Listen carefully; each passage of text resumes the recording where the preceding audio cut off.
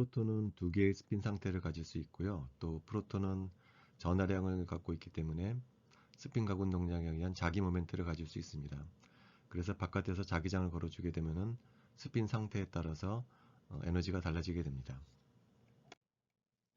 예를 들어서 바깥에 프로톤의 경우에 2.34 테슬라를 걸어주게 되면은 업스핀과 다운스핀 사이의 에너지 간격이 100MHz에 해당하고, 그게 4배 해당하는 자기장을 걸어주게 되면은 두 스핀 상태 에너지가 400MHz에 해당합니다.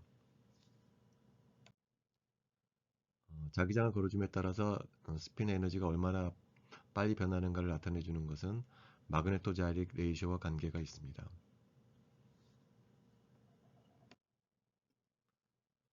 스핀을 띠고 있는 입자는 가군 동량을 갖게 되고요. 또 이 입자가 전하량을 띠게 되면은 그 가군 동량에 의해서 자기 모멘트를 갖게 됩니다. 일반적으로 자기 모멘트와 가군 동량은 비례하게 되고, 이 두 물리량을 연결시켜주는 비례 상수를 우리가 마그네토 자이릭 레이쇼 감마라고 합니다. 보통 핵의 가군 동량 양자수는 I로 표기를 하고요. 전자의 가군 동량 양자수는 S로 표기를 하게 됩니다. 앞서도 얘기했지만 가군 동량을 갖게 되면은 자기 모멘트를 갖게 되고요. 이 두 물리량을 연결해주는 비례 상수를 우리가 보통 이제 감마라고 부르게 됩니다. 감마는 부호를 갖게 되는데요. 감마가 0보다 큰 경우에는 가군 동량 벡터의 방향과 만들어지는 자기 모멘트의 방향이 패러럴할 때입니다.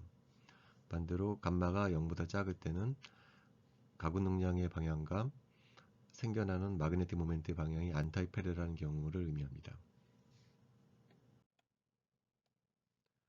우리가 마그네틱 모멘트를 갖고 있는 자석에 자기장을 걸어주게 되면은 자석이 움직여서 자석의 방향하고 마그네틱 필드의 방향이 일치하게 되면은 운동을 멈추고 정지하게 됩니다. 그러나 스핀의 자기장을 걸어주게 되면요, 좀 달라지는데, 스핀의 자기장을 걸어주게 되면은 스핀이 자기장 주위를 세차 운동을 하게 됩니다. 계속 움직이게 됩니다.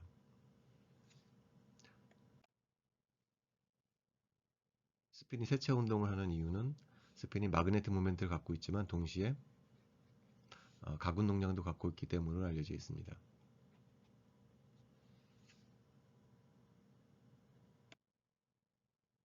앞서도 얘기했지만 감마값은 양의 값을 가질 수도 있고 음의 값을 가질 수도 있는데요. 감마값에 따라서 세차 운동하는 방향이 다릅니다. 예를 들어서 감마가 0인 핵종인 경우에는 그림에서 보는 바와 같이 마그네틱 필드 주위를 시계 방향으로 회전하는 경우입니다.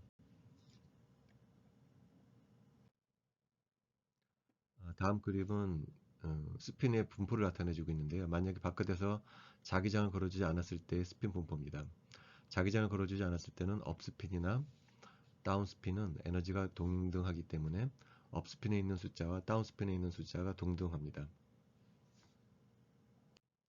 그러나 바깥에서 자기장을 걸어주게 되면은 업스핀의 에너지가 다운스핀의 에너지보다 더 낮기 때문에 업스핀의 숫자가 늘어나고 다운스핀의 숫자가 줄어들게 됩니다. 이 그림에서 보는 바와 같이 일부 다운스핀에 있던 입자가 업스핀으로 바뀌어지게 됩니다. 이 상황에서 우리가 마그네티제이션 벡터라는 것을 정의할 수가 있는데요. 마그네티제이션 벡터라고 하는 것은 이 작은 화살표로 표현되는 마그네틱 모멘트들을 합해 놓은 것을 우리가 토탈 마그네티제이션 벡터라고 부릅니다. 앞서도 말했지만 자기장을 걸어주게 되면 업스핀의 숫자가 다운스핀의 숫자보다 더 많기 때문에 마그네티제이션 벡터가 0아닌 값을 갖게 됩니다. 지축값은 0아닌 값을 갖게 되고요. XY 방향은 0을 갖게 되는데, 그림에도 보이던 바와 같이 작은 화살표들이 지축 주위로 랜덤하게 퍼져 있기 때문에 XY 성분은 0을 갖지만 지축 성분값은 0아닌 값을 갖게 됩니다. 지축 성분값이 0아닌 값을 갖는 이유는 업스핀의 숫자가 다운스핀의 숫자보다 더 많기 때문입니다. 간단한 계산을 통해서 업스핀에 있는 스핀의 숫자와 다운스핀에 있는 입자 숫자를 우리가 볼츠만 룰을 이용해서 구할 수가 있는데요. 이게 업스핀과 다운스핀의 입자수고요. 이거는 볼츠만식입니다. 그래서 델타 E가 결정이 되면 우리가 그 볼츠만식을 이용을 해서 업스핀과 다운스핀 사이의 입자수를 계산할 수가 있습니다. 델타 E는 아인슈타인 룰을 이용해서 HNU로 계산하고요. 우리가 9.36 테슬라를 걸어주게 되면은 트랜지션 프리퀀시가 400MHz가 되죠. 그래서 이 400MHz를 여기다 집어넣어 주게 되면 우리가 델타 E를 구할 수가 있습니다. 그 델타 E를 여기다 집어넣어줘서 우리가 볼츠만 룰을 이용을 해서 업스핀과 다운스핀 사이의 입자의 수를 계산할 수가 있는데 그 수가 매우 작다는 겁니다. 예를 들어서 다운스핀의 숫자가 100만 개라면은 업스핀의 숫자는 그거보다 한 60개 정도 많은 정도밖에 되지가 않습니다. 그래서 업스핀의 숫자와 다운스핀의 숫자가 매우 작기 때문에 NMR 스펙트로스코피는 센서티비티가 매우 작은 분광법 중의 하나인 것을 알 수가 있습니다. 앞서도 얘기했지만 이 그림에서는 잘 나타나지 않지만은 이 작은 화살표로 표현되는 마그네틱 모멘트들은 고정되어 있는 것이 아니고 시계 방향으로 세체 운동을 하고 있습니다. 하지만 이 마그네티제이션 벡터들을 전부 더해준 마그네티제이션 벡터는 고정되어 있습니다. 마그네티제이션 벡터를 구성하는 마그네틱 모멘트들은 세차 운동을 하지만 그것들의 합인 마그네티제이션 벡터는 지축 방향으로 뻗어 있는 채로 그대로 고정되어 있는 것처럼 보입니다. 이때 세차 운동하는 주파수를 우리가 뭐라고 부르냐면은 라모아 프리퀀시라고 부릅니다.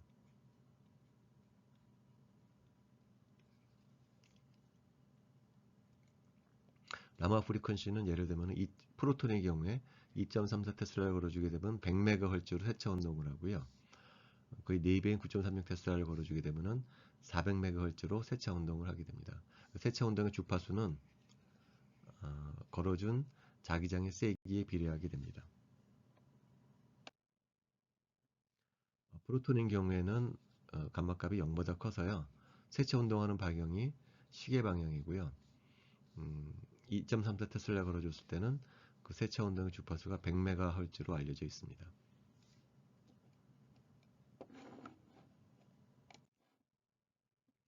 이때 바깥에서 라모아 프리퀀시를 갖는 RF 펄스를 쏴주게 되면은 어떤 변화가 이 스핀 분포에 변화가 일어나게 됩니다. RF 펄스를 쏴주게 되면 다음 같이 되는데요. 중간 단계를 거쳐서 오른쪽 단계로 이제 변화하게 됩니다. 두 가지 일이 일어나는 것을 알 수가 있습니다.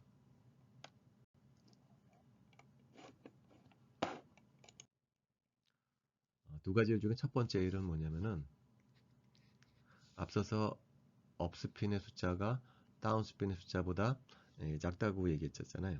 많다고 얘기했었죠.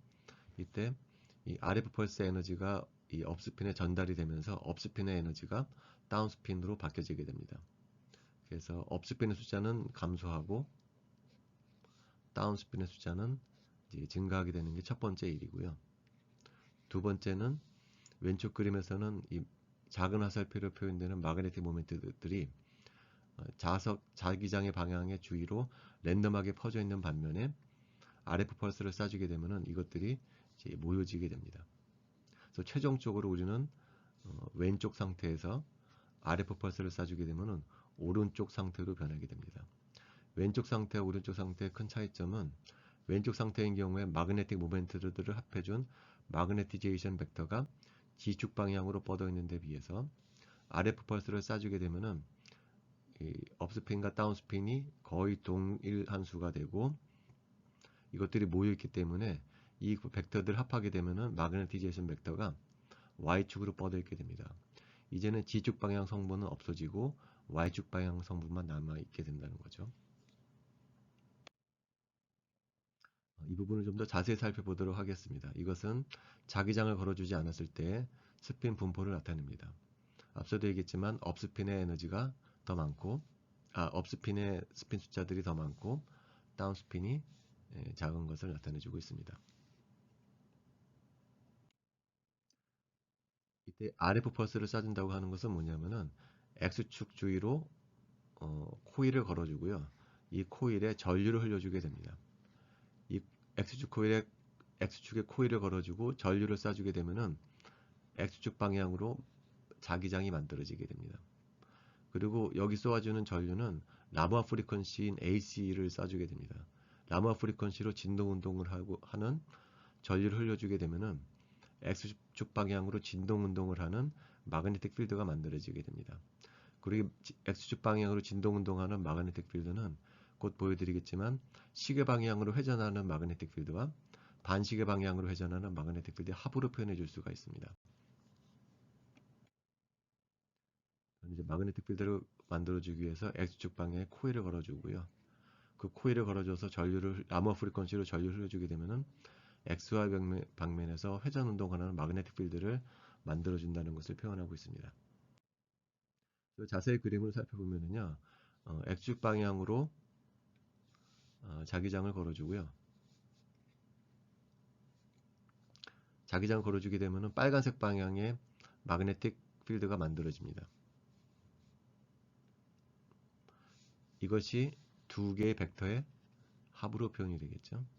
빨간색 벡터는 ER이라는 벡터와 EL이라는 벡터의 합으로 표현됩니다. 이때 이 빨간색 벡터가 진동 운동하면서 이 오른쪽의 ER 벡터와 EL 벡터가 어떻게 바뀌는지를 한번 보도록 하겠습니다.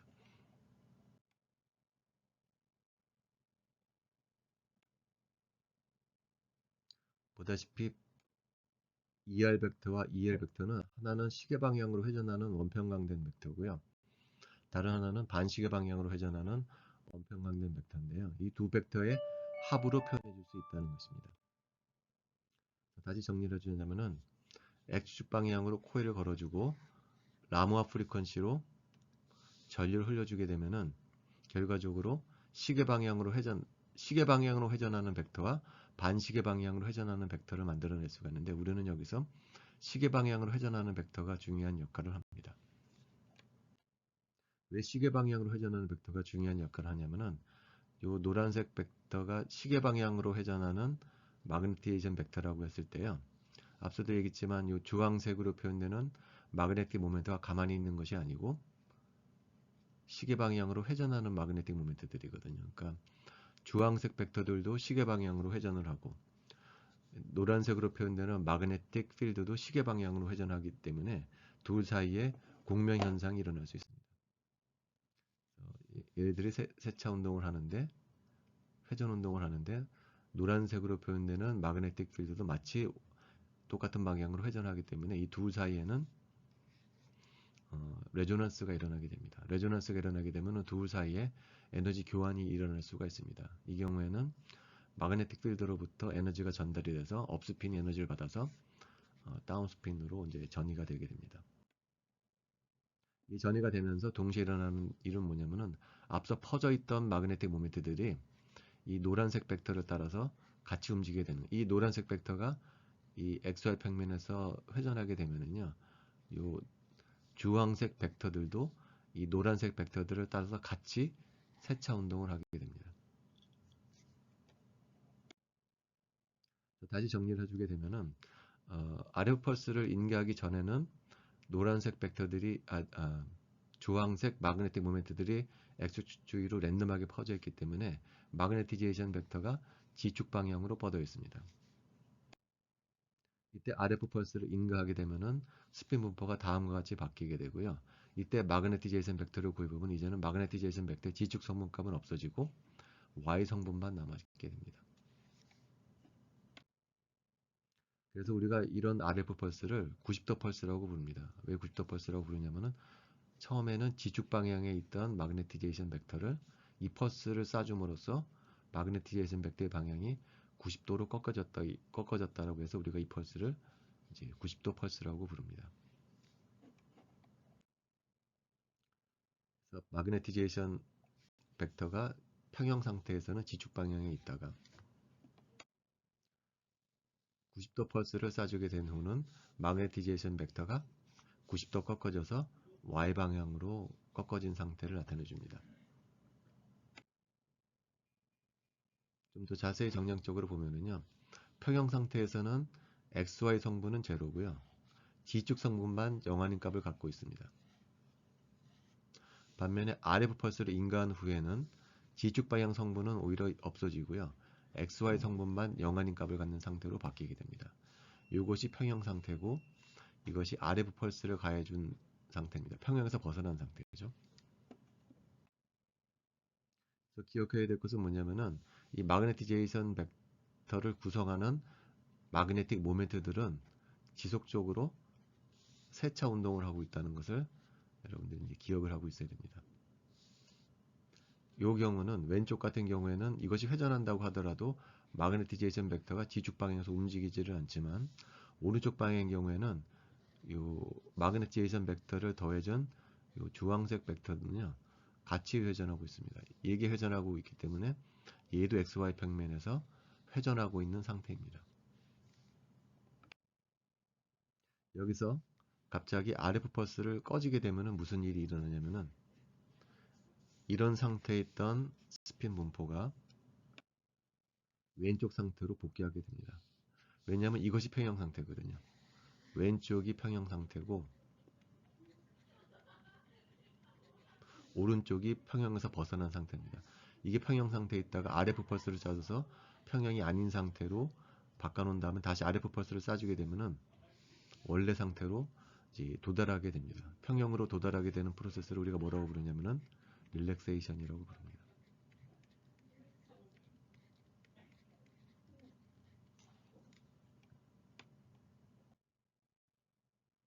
이 과정을 좀 더 자세히 살펴보면요.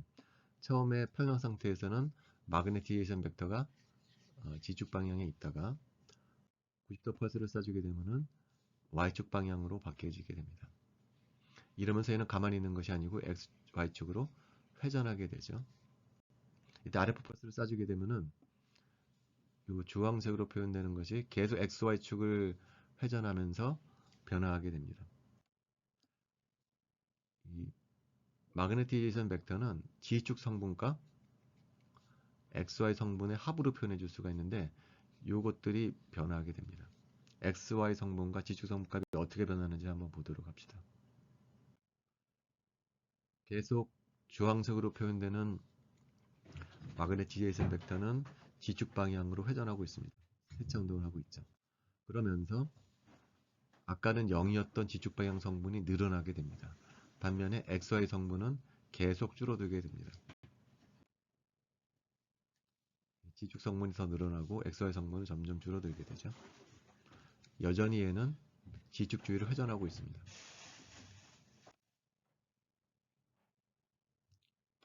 그래서 최종적으로 원래 평형 상태인 G축 방향으로 얼라인 상태로 평형 상태에 도달하게 됩니다.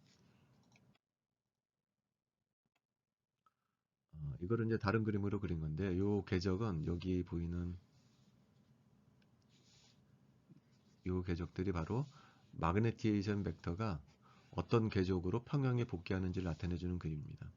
XY 평면에서 계속 회전을 하면서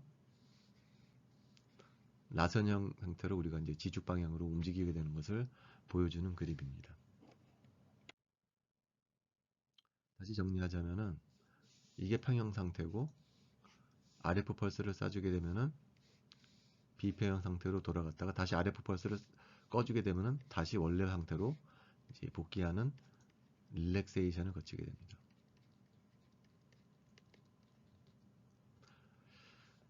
평형 상태에서는 XY 성분값은 0인 반면에요. 비평형 상태에서는 XY 값이 0 아닌 값을 갖게 되죠. 반면에 지축 성분값이 0 아닌 값을 갖는 반면에 90도 RF 펄스를 쏴줬을 때는 지축 성분값이 0입니다. 이때 얼마나 빨리 이 릴렉세이션 프로세스가 릴렉세이션 프로세스가 일어난가를 나타내주기 위해서는 이제 두 가지 파라미터가 필요합니다. 첫 번째는 G축 성분값이 얼마나 빨리 폐형 상태를 도달하는가를 나타내주는 타임 콘스탄트를 T1 릴렉세이션 타임 콘스탄트라고 부릅니다. 반면에 XY 성분이 0 아닌 값에서 폐형 상태의 값인 0으로 얼마나 빨리 디케이 하는가를 나타내주는 타임 콘스탄트를 우리가 T2 릴렉세이션 타임 콘스탄트라고 부릅니다. 그래서 우리가 두 개의 타임 콘스탄트를 이용을 해서 얼마나 빨리 비폐형 상태에서 폐형 상태로 복귀하는지를 나타낼 수가 있습니다. 그래서 그래프를 그려보면은요, 이거는 G축 성분값이 어떻게 바뀌는가를 나타내주는 그림입니다. 처음에는 RF 펄스를 쏴줬을 때는 G축 성분값이 0이었다가 영원인 값으로 복귀하게 되죠. 그래프를 그려보면 아마 이런 익스포넨셜 함수가 나올 겁니다. 이거를 우리가 이제 T1 커브라고 부릅니다. 얼마나 빨리 이게 돌아가느냐를 나타내 주는 것이 T1 타임 콘스탄트입니다. 어떤 경우에는 굉장히 빨리 이렇게 일어날 수도 있고요. 어떨 때는 굉장히 천천히 일어날 수도 있겠죠. 마찬가지로 우리가 T2 릴렉세이션 타임 커브를 그릴 수가 있는데 Y축이 이번에는 XY 성분입니다. XY 성분은 RF 펄스를 쏴줬을 때는 0원인 값을 갖다가 평형에서는 0인 값으로 복귀를 하게 됩니다. 그래서 이런 식으로 디케이 해주는 커브를 보여주게 됩니다. 이게 얼마나 빨리 일어나는 걸 나타내 주는 것을 우리가 T2 릴렉세이션 타임 콘스탄트라고 부릅니다. 얘 같은 경우도 굉장히 빨리 디케이 하는 경우도 있을 수 있고요. 아니면 굉장히 천천히 디케이 하는 경우도 있을 수가 있겠죠. T2에 따라서. 다시 그림을 그린 것이 이제 평형 상태고요. RF 펄스를 쏴줬을 때입니다. 이때 RF 펄스를 쏴주게 되면 다시 원래 자리로 이제 복귀하는 것을 릴렉세이션이라고 부른다고 했습니다. 그래서 기억해야 될 것은 요 주황색으로 표현되는 마그네틱 모멘트들은 계속 세차 운동을 하고 있다는 거죠. 따라서 요 마그네티에이션 벡터도 마찬가지로 XY 평면을 계속 회전하고 있습니다.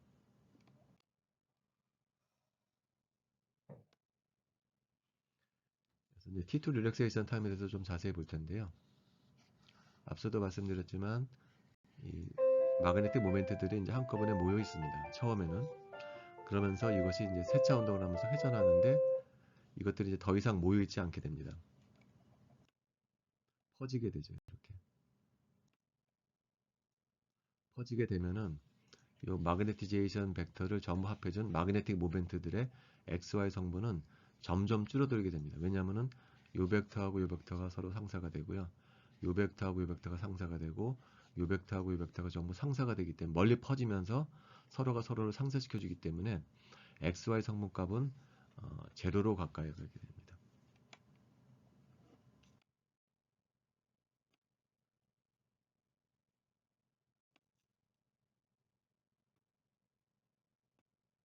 모여있던 마그네티제이션 벡터가 전체로 XY 평면에서 퍼지는 모습을 보여주고 있습니다.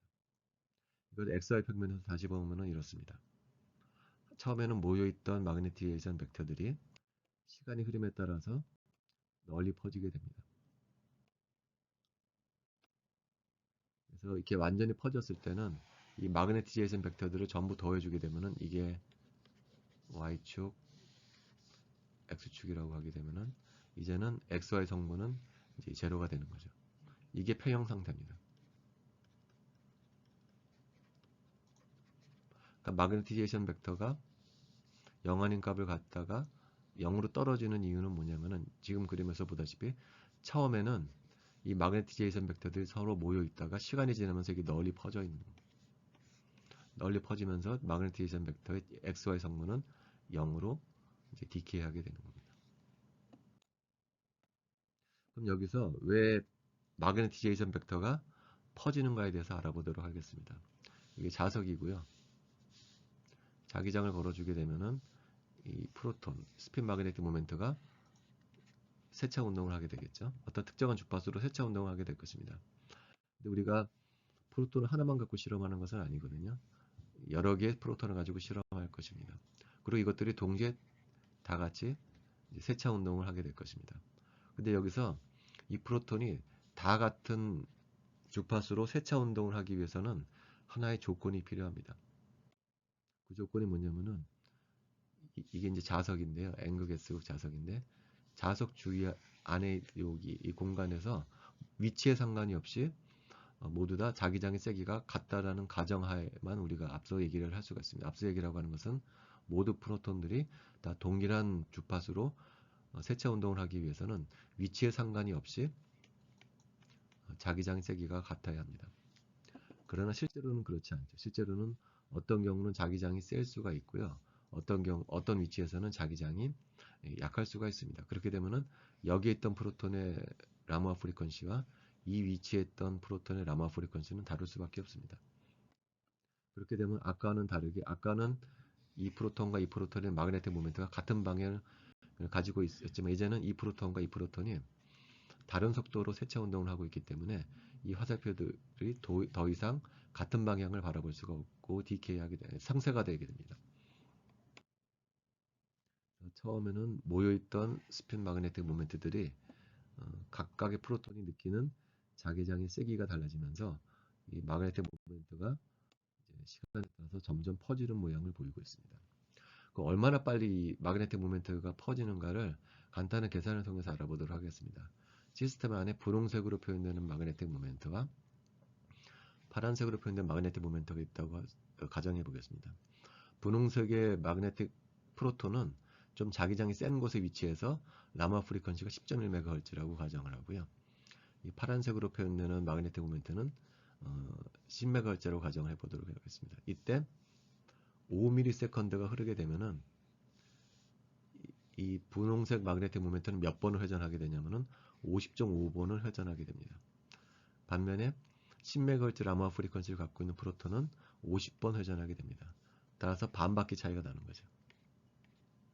그래서 지금 그림에서 보이는 바와 같이 이 두 개의 프로톤이 서로 반대 방향에 위치하게 되는 겁니다.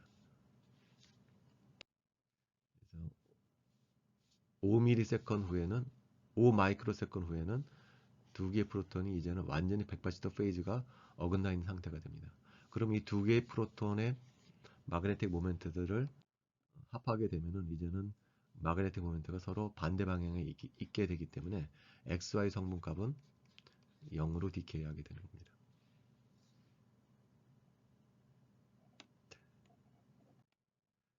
그래서 이런 이유로 처음에 스핀이 모여있을 때는 큰 XY 성분을 갖고 있다가 시간이 지남에 따라서 각각의 프로톤들이 각기 다른 프리퀀시를 가지고서 세차 운동을 하게 되기 때문에 스핀들이 전체로 퍼지게 되고 따라서 그 스핀 모멘트들을 더해주게 되면 서로 상쇄가 되기 때문에 XY 성분값은 이렇게 0으로 쭉 디케이하게 되는 겁니다. 이래서 우리가 T2 커브를 얻을 수가 있게 되고요. 이것이 얼마나 빨리 감소하느냐를 나타내주는 척도가 바로 T2 릴렉세이션 타임 콘스탄트라고 부릅니다. 이제 다음 시간에는 이 T2 릴렉세이션 타임을 어떻게 측정할 수 있는가에 대해서 알아보도록 하겠습니다.